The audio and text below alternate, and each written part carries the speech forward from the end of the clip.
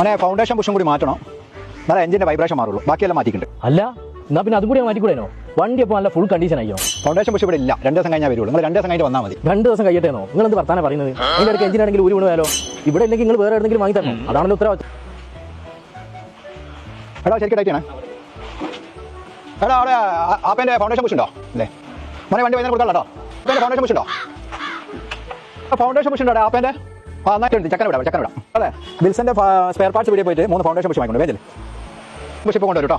ആയിക്കോട്ടെ, ഞാൻ ചാർജ് ചെയ്ത് തരാം. എന്തായി മാറ്റിയോ?